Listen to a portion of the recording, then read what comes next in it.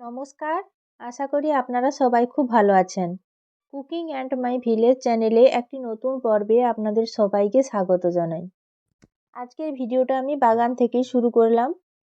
তো বাগানে এসেছিলাম লাল শাক তুলতে রান্নার জন্য, কিন্তু বাগানে এসে সর্ষে ফুলগুলো এত সুন্দর লাগছে যে আমার এখানে চোখ আটকে গেছে।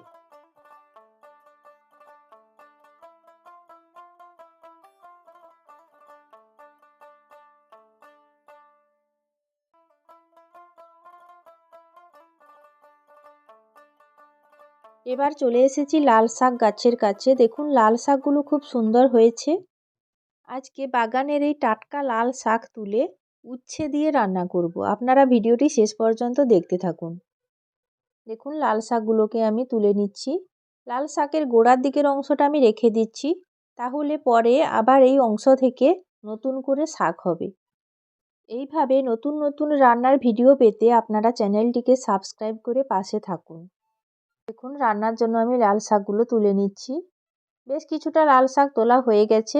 এবার যাব বাড়ির দিকে।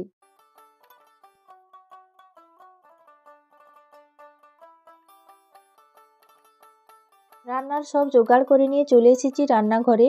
লাল শাক রান্নার জন্য 3টে উচ্ছে আমি সরু সরু করে কেটে নিয়েছি।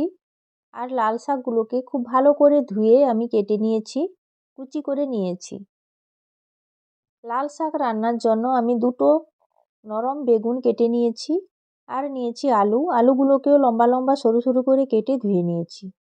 এবার শাক রান্নার জন্য প্রথমে আমি উচ্ছেটাকে অল্প তেল দিয়ে ভেজে নেব। তেল গরম হয়ে গেছে, দিয়ে দিলাম কেটে রাখা উচ্ছে, দিয়ে দিচ্ছি হলুদ গুঁড়ো, আর দিয়ে দেব সামান্য পরিমাণে লবণ। এবার খুব ভালো করে উচ্ছের সঙ্গে লবণ হলুদ মিশিয়ে নিচ্ছি। এইভাবে বারবার নাড়াচাড়া করে আমি উচ্ছেগুলোকে ভেজে নিচ্ছি।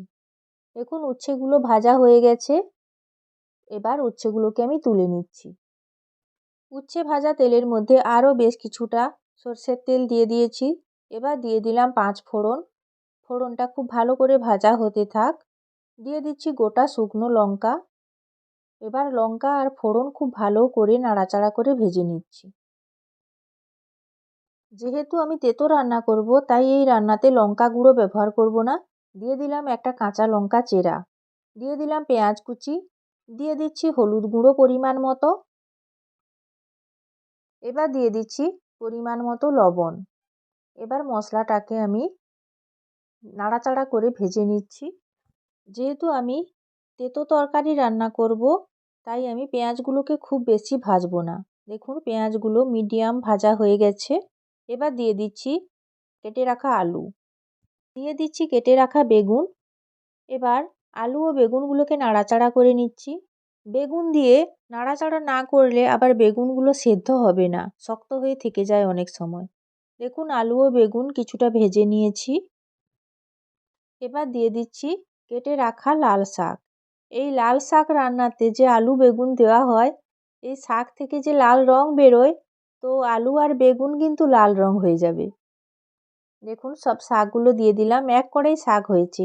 ঢাকা লাগিয়ে দিলাম। শাক থেকে যখন জল বেরিয়ে যাবে, শাকের পরিমাণ অনেকটা কমে যাবে। দেখুন ঢাকনা খুলে নিয়েছি। শাকের পরিমাণ অনেকটাই কমে গেছে। রান্নার শেষে আরও অনেকটা কমে যাবে শাকের পরিমাণ। ঢাকনা খুলে আমি তরকারিটাকে খুন্তি দিয়ে নাড়াচাড়া করে ওপর নিচ করে দিচ্ছি। তাহলে শাকগুলো খুব ভালোভাবে সেদ্ধ হবে, আর আলু বেগুনও ভালোভাবে সেদ্ধ হবে। এবার দিয়ে দিলাম ভেজে রাখা উচ্ছে। এবার শাকের সঙ্গে উচ্ছেটাকেও খুব ভালো করে মিশিয়ে নিচ্ছি। কিছুটা সর্ষে বাটা জলের মধ্যে গুলে রেখেছিলাম, এবার শাকের মধ্যে দিয়ে দিলাম। আর আমি এক্সট্রা কোনো জল দেব না, কারণ শাক থেকে যে জল বেরিয়েছিল তাতে আলু বেগুন অর্ধেক সেদ্ধ হয়ে গেছে। আর এই সর্ষে বাটাগুলা জলটাতে বাকিটুকু সেদ্ধ হয়ে যাবে। আবারও ঢাকা লাগিয়ে দিলাম। 5 মিনিট পর আমি ঢাকনা খুলে নিচ্ছি। দেখুন জল প্রায় শুকিয়ে এসেছে, আর শাক সবজি সব খুব ভালোভাবে সেদ্ধ হয়ে গেছে, আর রান্নাটাও প্রায় হয়ে এসেছে। নাড়াচাড়া করতে করতে শাকের জলটা পুরোপুরি শুকিয়ে গেছে, আর একটা মাখা মাখা শাকের তরকারি হয়ে গেছে। এবার আমি শাকটা নামিয়ে নিচ্ছি। আপনারা এইভাবে উচ্ছে দিয়ে লাল শাকের তেঁতো রান্না করে খাবেন, খেতে কিন্তু খুব ভালো লাগে। গরম ভাতের সঙ্গে এই রকম গরম গরম লাল শাকের তেঁতো তরকারি থাকলে ভাতের সঙ্গে আর কিছুই লাগবে না। এক থালা ভাত তো এমনিতেই এই শাক তরকারি দিয়ে খাওয়া হয়ে যাবে। রান্নাটা যদি ভালো লেগে থাকে তাহলে কমেন্ট করে জানাবেন।